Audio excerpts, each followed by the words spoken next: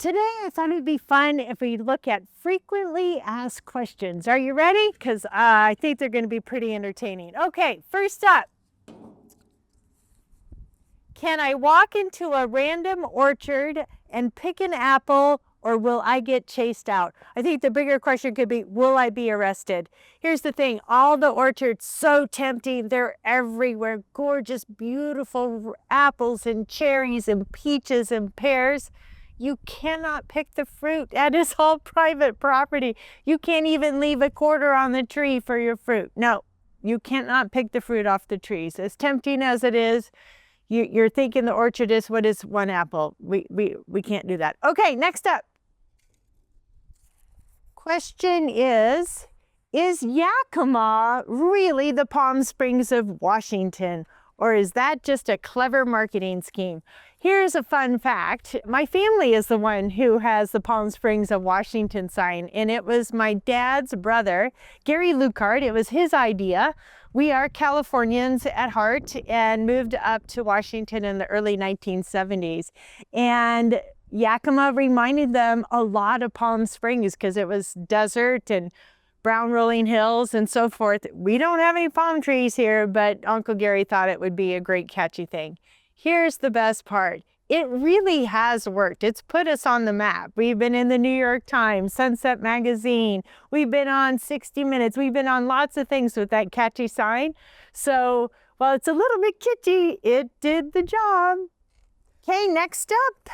Am I more likely to meet a farmer, a winemaker, or a rodeo star at the grocery store? Boy, that's a really good one. That's a really good one. I'll tell you what, it's going to be a farmer. And here's the funny thing about farmers. The old guys, they're going to show up in overalls, pull up in their dusty old pickup truck, and you'd never know that they're multimillionaires. The other thing is these farmers now today, not only do they show up in old overalls, then you've got this young generation, and they're much more engineers and scientists and really ag educated folks. So it's a good mix, but most likely a farmer. Next up. How do Yakima's mountain views stack up against the other side of Washington?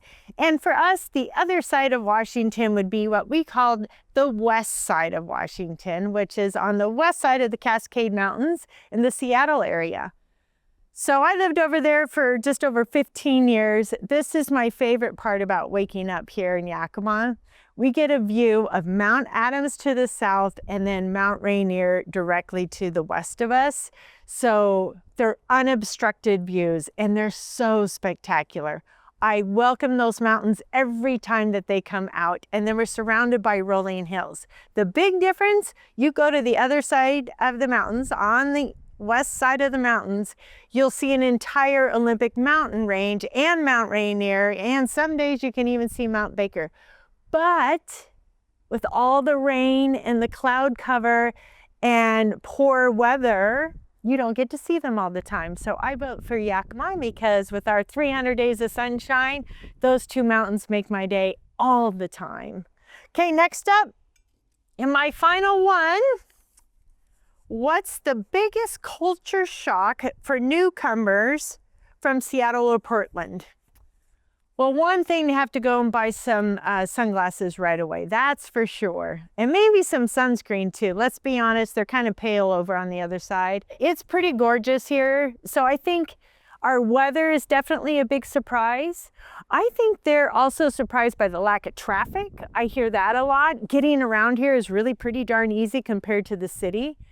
And I always tell people, you buy back time. So people are really surprised. What do you mean I don't need to plan an hour to get across town? Because you really don't. 15 minutes is a long time to drive in Yakima. So I think between that we have so much more sunshine, you need sunglasses, you need sunscreen. One of the other shocks I think would be the dining, that we actually have some pretty exceptional restaurants here. I think people are surprised by that. And another thing, I was just with another family, we have over 140 wineries here, and most people have no idea that we have that sort of wine culture here. And of course, what did I find? I think over 20 breweries here. So the choices are endless. People are surprised by that. And the biggest thing, we're only a couple-hour drive.